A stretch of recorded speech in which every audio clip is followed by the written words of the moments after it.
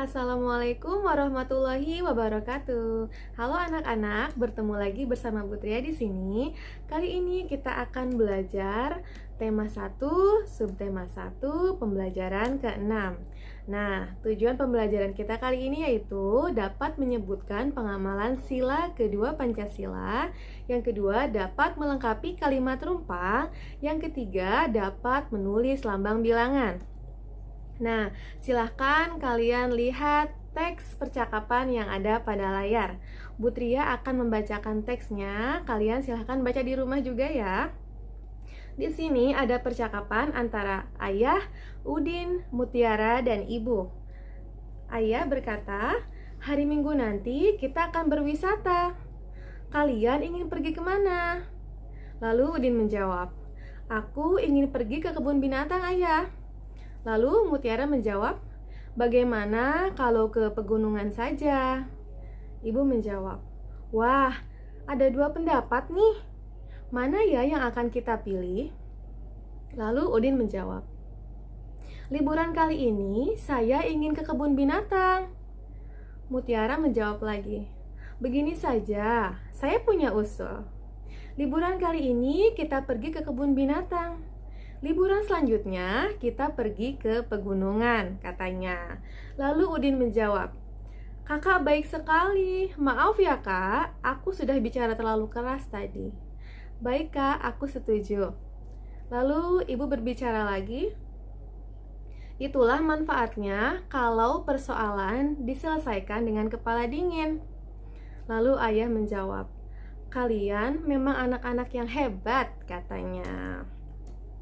Nah, dari percakapan yang sudah kita baca tadi, terdapat pelajaran yang bisa kita ambil, yaitu harus saling menghargai pendapat orang lain, harus bisa berperilaku adil kepada siapapun.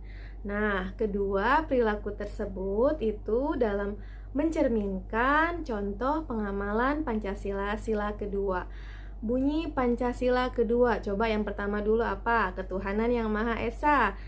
Yang kedua, kemanusiaan yang adil dan beradab. Nah, kita sebagai manusia harus bisa berperilaku adil, ya, harus bisa menjadi sosok yang bisa mengayomi, yang bisa berperilaku menghargai pendapat orang lain. Jadi tidak semena-mena. Semena-mena itu seenaknya. Kalau kita punya pendapat, kita maunya yang menang aja, tapi nggak boleh kayak gitu ya. Kita kalau jadi seseorang itu, jadi anak yang baik itu, kita harus bisa menghargai pendapat ayah, pendapat ibu, pendapat kakak, pendapat adik. Kita harus saling menghargai gitu ya. Jadi kita juga harus bisa berperilaku adil ketika di rumah misalnya. Kalau misalnya ada adik lagi berantakin mainan, kita harus mau bantu adik untuk membereskan gitu. Terus juga kalau misalnya ada ayah nih membagikan tugas kepada anak-anaknya, kita juga semuanya harus mengikuti perintah ayah. Kalau misalnya kita dapat tugas, misalnya Udin dapat tugas menyapu, terus Siti adiknya dapat tugas mengepel. Nah, itu semuanya harus sama-sama dikerjakan karena ayah sudah membagikan tugasnya dengan adil. Nah, itu adalah contoh dari pengamalan Pancasila sila kedua. Seperti itu ya.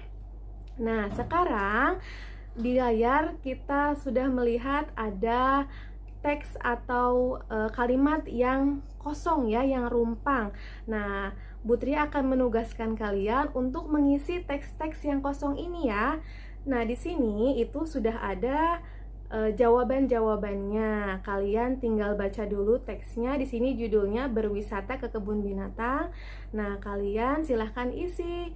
Putri akan kasih contoh ya. Satu, Putri akan bacakan dulu teksnya. Tujuan berwisata telah ditentukan dengan cara bermusyawarah. Setelah terjadi perbedaan, akhirnya keputusan dapat diambil, katanya. Diambil apa? Titik-titik. Nah, jawabannya itu adalah jalan tengah. Kalau udah dapat jawabannya, silahkan kalian lingkari jawabannya ya. Nah, selanjutnya silahkan kalian isi sampai selesai. Oke? Nah, selanjutnya Bu Tria ingin bertanya nih sama kalian, siapa yang pernah jalan-jalan ke tempat wisata? Ayo. Di Jakarta, di Bogor itu banyak sekali tempat wisata ya yang dekat-dekat sama daerah kita. Ada Ancol, ada kebun binatang, Taman Buah Mekarsari, dan banyak lainnya.